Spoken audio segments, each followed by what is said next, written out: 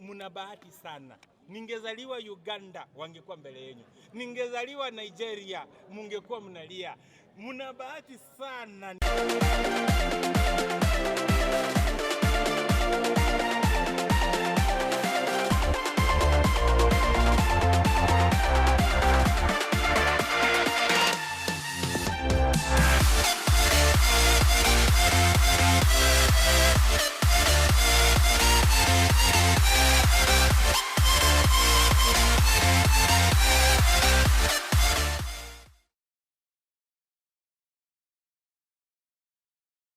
Mambo vipi chairman? Chairman nako salama. Na kuona tu wando I think wando msanii wa mwisho kuingia tu. Mbona umeingia hivi late? Kwa sababu mimi ni chairman. Chairman anaingia wa mwisho. Unajua chairman hawezi ingia wa kwanza. Chairman anaingia wa mwisho. Sio kama nimekosea. Unajua kuna sababu Mungu alisema mimi ni chairman. Sasa chairman you come last. Yes. Na pia chairman tukiangalia pale last week, few days ago, yule adui wako mkubwa Eric Omondi aliweka demonstration pale parliament. What can you say about that? No, Eric Omondi anatafuta clout. Comedians wanapitia shida sana Kenya, wengine wanajinyonga, hamjaisikia msanii amejinyonga. Lakini watu wa comedy wanajinyonga wengi, maakta wanajinyonga. Hatuoni kama Eric Omondi anaenda kuwasaidia. Eric Omondi anataka kusaidia wale watu ambao wanamshinda. Eric Omondi anataka kuwa msanii, si hata tu wimbo, ndiye apiganie haki za kazi yake. Anapigania haki zenye si ya kazi yake. Sisi tuko na tunajiweza, sisi tuna uwezo wa kujipigania haki zetu. Eric Omondi hajaimuita tupiganie haki zetu. Yeye anatafuta tu clout na kwa kutumia wasanii. Wasanii sisi tuko sawa. Tunaongea na serikali. Eric Omondi aachane na sisi. Yes. Unaona ni kama amekosa kazi hivi, si mcheshi siku hizi. Eric Omondi ameacha kuchekesha watu, anataka kufanya kazi ya kupigania wasanii. Na wasanii wanaweza jipigania wenyewe. Tumejipigania, sisi tunajua kufanya demonstration kumshinda. Sasa Eric Omondi atafute kazi ya kufanya ama apiganie comedians. Na hata siku hizi Eric Omondi ana kichekesho. Wewe niambie kichekesho moja ushaona Eric Omondi ako nayo? Hamna. Ameachia akina Mlamwa, akina Butita, kuna huyu msichana mwingine Mluya ametoa wimbo ya Valentine. Sasa hao ndio comedians. Eric Omondi sasa hii hata si comedian, si musician. Ni nani Eric Omondi? Eric Omondi ni nani by the way? Eric Omondi ni nani? The president of comedy. Comedy gani? Alichekesha lini mwisho? Eric Omondi ni nani Kenya? Eric Omondi ni noise maker, ni mtu ambaye hana kazi, afai kupatiwa hata airtime. Sijui kwa nini mnamsikilizanga. Lakini anasema tuliona juzi pia akipost kwenye private jet yake, anasema kwamba ana private jet. Pengine unaweza comment nini kuhusiana na Eric Omondi mwenyewe alitoka kawaambia aliwadanganya wa Kenya kwamba ako na nyumba Karen, alikuwa ameweka ya Airbnb. Akafikiri ringtone wanatoshana. Mpaka akakuja kuconfirm pia mimi niko na Airbnb, akapata misizi ni kujenga, tunajenga na manyumba zingine mingi. So Eric Omondi hatuko level moja. Eric Omondi ni mtu ambaye naweza sema alipoteza vision, hana maono. Mimi niko na maono. Wasanii unaona kama size 8 ni mkubwa sana kwa Eric Omondi, ndio tumekuja kumsupport. Sasa Eric Omondi msimpatiange airtime, mnamjenga. Eric Omondi acha baki mahali yako. Unajua Eric Omondi yako popular Tanzania. Eric Omondi hayuko popular Kenya. Wa Tanzania tu, kwa sababu hata ukiangalia nyimbo na post, nimeona jana amenitag eti anaenda Sudan. Ile wimbo anacheza si ya Mkenya. Na amekuwa Kenya akifanya maandamano ya Wakenya. Sijui kama tunaona haya. Yaani unapost nyimbo kwa video zako za watu wa nje na unapigania Wakenya. Yaani inakuwa ni standard mara mbili. Kwa kizungu inaitwa double standard. Hiyo standard mbili. Bas, hiyo standard mara mbili. Juzi ulikuwa unasema ati umeishiwa. Ni kweli umeishiwa ama ulikuwa unataka ka crowd fulani hivi? Mimi nilisema wapi nimeishiwa? Kwa video. Nilikuwa nimeishiwa lakini sasa hivi niko sawa. Nilikuwa juzi kweli nilikuwa nimeishiwa, hata sikuwa na fare. Lakini gari zilikuwa parking. Okay, nini ilifanyika ndio ukaamua ufanye hiyo kipindi? Hiyo?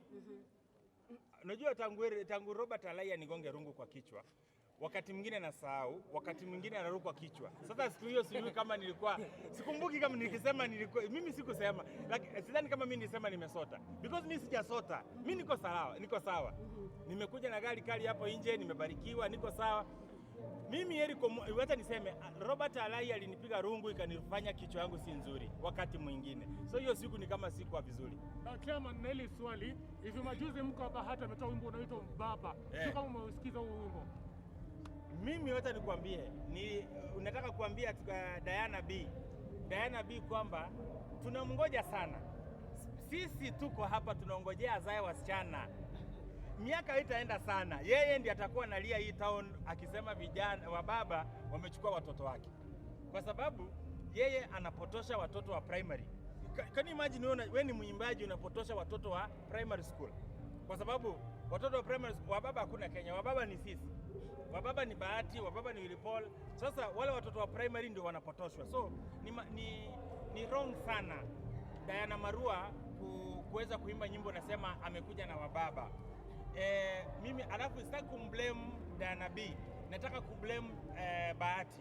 Kwa sababu Bahati ni kama hana talent. Angekuwa na talent angemwandikia wimbo juu ni bibi yake. So nataka kuambia Bahati tafuta songwriter.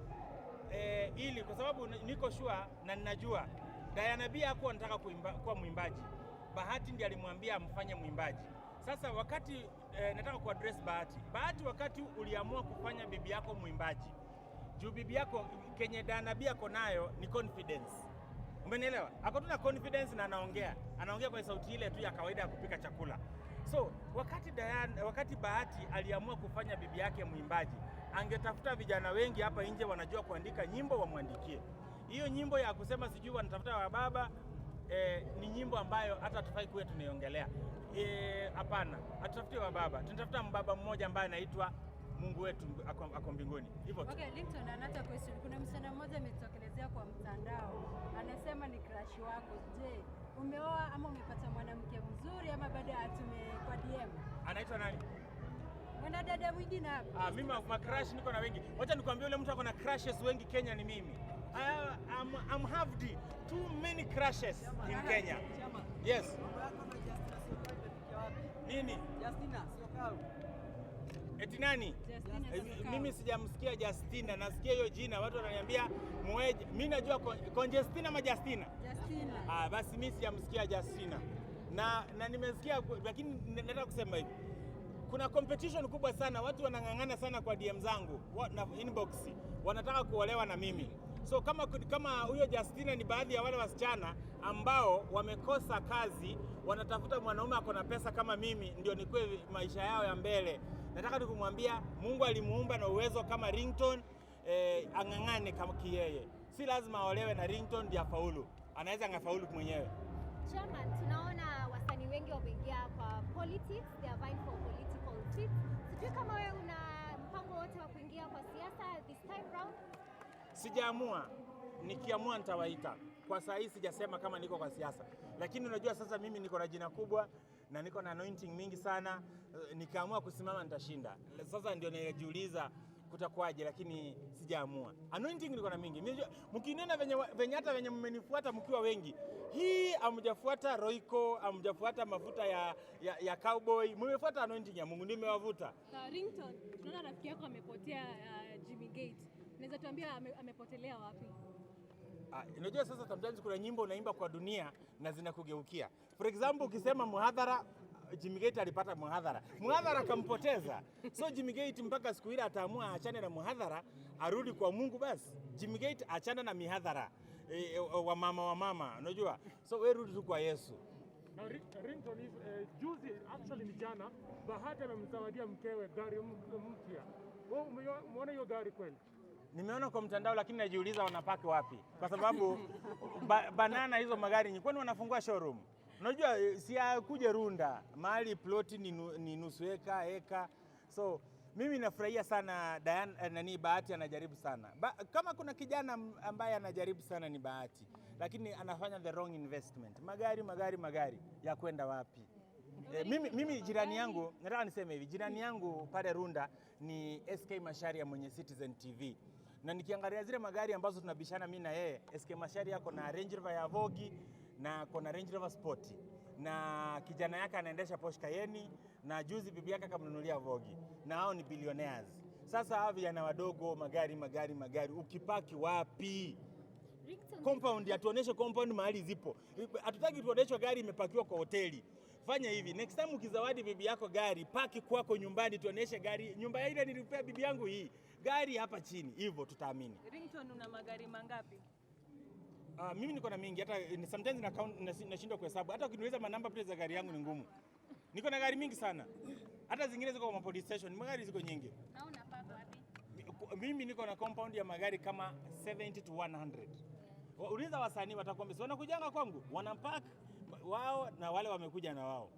Okay, Ringtone, your message to size 8. Size 8 tunajua sasa yeye hatahitaji message. Size 8 ni mtu ambaye ameamua na kumtumikia Mungu. Tunamwambia mama, endelea kuzaa watoto na uendelea kutumikia Mungu.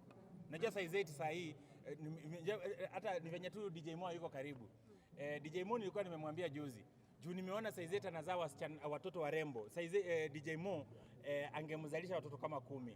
Juu hiyo ndio hiyo mbegu ifuatane vizuri. Alafu Ringtone, pengine kuna collab ambayo umefanya na size 8 kwa hii album anatoa? Mimi sijafanya collab. Size 8 alikuwa anafanya na mastar na mimi ni upcoming, so Size 8 hakuwa anataka upcoming kwa collab yako album yake. Ringtone, there's a time Willy Paul put up a poster, alikuwa anasema he wanted to vie as an MP in Mathare. So sijui, what do you think of Willy Paul as a leader? Willy Paul afadhali asimame kiti cha women rep. Willy Paul ni kiongozi mzuri sana wa Maslay Queen. Willy Paul hawezi ongoza chochote, anaweza ongoza Maslay Queen. Kwa sababu nawaonanga kila siku nikiona Willy Paul na msichana yellow kwa gari mpya.